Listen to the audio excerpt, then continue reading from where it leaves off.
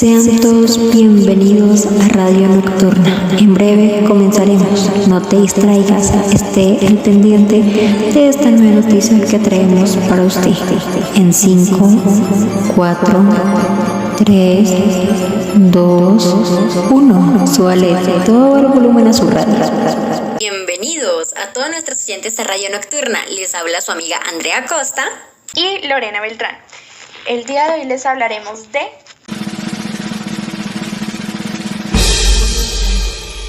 la historia de la radio en Colombia. Sin más que decir, comencemos. La radio nació en Colombia en 1929 con la fundación de HJN, que fue la primera estación transmisora de perifonía, y su primera transmisión fue en Puente Aranda, en Bogotá, con la empresa berlinesa Telefunken. Esta transmisión fue de un discurso y un concierto en el horario de 8 a 10 de la noche. Además, se transmitió en algunos teatros y muchas personas salieron a escucharla. Esta primera radio fue manejada por personas que siempre pensaban en asuntos de educación y cultura. Algunos que trabajaron en ellas fueron León, Jorge Salamea, Rafael Maya y Otto de Grey. En el año 1920 fue el nacimiento de las primeras transmisiones radiales comerciales del mundo por diferentes emisoras de Estados Unidos, y al poco tiempo fue replicado en países como Gran Bretaña, Argentina, Canadá y Holanda. Colombia, por su parte, luchaba por incorporarse, así que durante algunos años la radio en Colombia se nutría de la radio de Cuba, ya que fue la primera que hizo radionovelas. Fue así como el 12 de abril se inauguró la estación radiotelegráfica de Morato en Engativá. Ese día, el presidente Pedro Nel Ospina envió un saludo al inventor Marconi, el cual respondió desde Londres celebrando ese paso de la conexión del país con la radiodifusión.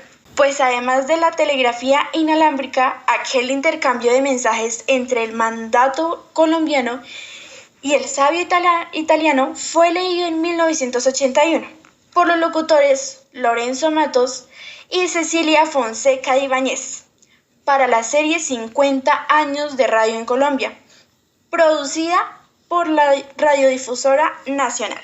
A partir de 1940, la Radio Nacional, ya institucionalizada junto con la autorización gubernamental de funcionamiento de emisoras privadas, dio comienzo formal a la era radial en Colombia. Hechos tan importantes como los discursos presenciales, la visita del presidente Kennedy en 1961 fueron informados a los colombianos a través de los micrófonos Radiodifusora Nacional de Colombia. Las historias de los pioneros fueron resumidos en Semblanza Histórica Radiodifusión, un programa realizado por el maestro Gonzalo Vera Quintana para la Radio Nacional, una actividad que se hizo en Colombia durante los años 50. En este programa, con puestas en escena, se hace un homenaje a los emprendedores que en las principales ciudades del país se formaron como radioaficionados y luego como gestores de las primeras emisoras comerciales. Además de La Voz de Barranquilla y la HKF, el programa exalta la labor de nombres como la emisora Nueva Granada, La Voz de Antioquia, La Voz de la Víctor, Radio Manizales, Radio Santander, La Voz del Valle y la emisora Fuentes. Junto con los iniciadores del periodismo, el radioteatro, las transmisiones remotas y los primeros programas musicales.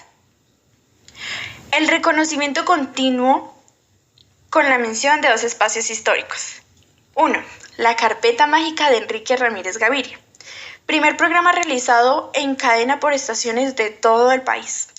En 1937, seguido 3 años después de la cadena Cresto desde Bogotá y la cadena Bolívar en Medellín. Los años 40 fueron el auge de la radio pública, con la Radiodifusora Nacional, las transmisiones deportivas, los concursos radiales, los radioteatros y la naciente industria discográfica. Una historia que entonces apenas nacía, pero ya está cerca de cumplir un siglo. Al servicio de radiodifusión sonora le son aplicables los derechos, garantías y deberes previstos en la Constitución Política, la Ley 80 de 1993, en la Ley de 72 de 1989, en el Decreto de 1900 de 1990, en la Ley 51 de 198, la Ley 7 de 1996, la Ley 1098 de 2006, y Ley 1150 de 2007, las normas previstas en este decreto, los planes técnicos nacionales de radiodifusión sonoras que integran el Plan General de Radiodifusión Sonora, las demás disposiciones que regulen la materia, así como las normas que las modifiquen, sustituyan o reglamenten. Datos curiosos. Número 1. El inventor de la radio es Guillermo Marconi. En el año 1896, este ingeniero eléctrico nacido en Italia sería el primero en encontrar a las teorías de Hertz una aplicación práctica, la radio. Por este motivo se considera a Marconi el inventor de la radio. Número 2. La radio fue implementada por varios usos, sobre todo para la guerra, siendo utilizada para establecer comunicación con portaaviones, submarinos y barcos de guerra o para transmitir mensajes encriptados. Número 3. El 75% de los hogares tienen un aparato de radio. Número 4. Hace 60 años la radio tuvo gran cobertura en muchas zonas rurales y la radio sutatensa brindaba clases por radio. Muchos de nuestros bisabuelos aprendieron a leer y a escribir por medio de estas enseñanzas. ¿A qué estas si no te las sabías? Concluyendo con la historia de uno de los mayores ingenios de la comunicación, podemos decir que la radio fue un gran impacto social, ya que su objetivo era lograr una mayor participación de las zonas rurales del país en el entorno de la comunicación. Además, tiene grandes ventajas como comunicación inmediata. Es flexible puesto que al necesitar uno de los sentidos, el receptor puede consumirla mientras está desarrollando otras tareas. También es móvil y permite al oyente escucharla en cualquier lugar. Por otra parte, sigue siendo el medio con mayor alcance, pues permite llevar información incluso a las comunidades más alejadas y es el medio informativo más creíble. Al paso de la historia y de la evolución de la radio, llegó la época del televisor y se creía que iba a desaparecer porque ya era algo obsoleto, pero realmente no, porque tiene más ventajas y hoy en día sigue siendo un medio de comunicación por excelencia, y es que ningún otro medio tiene su alcance y cobertura, siendo además el único al que la mayoría de la población puede acceder. Esto ha sido todo por esta noche. Agradecemos a los oyentes por habernos escuchado. Nos vemos en un próximo encuentro.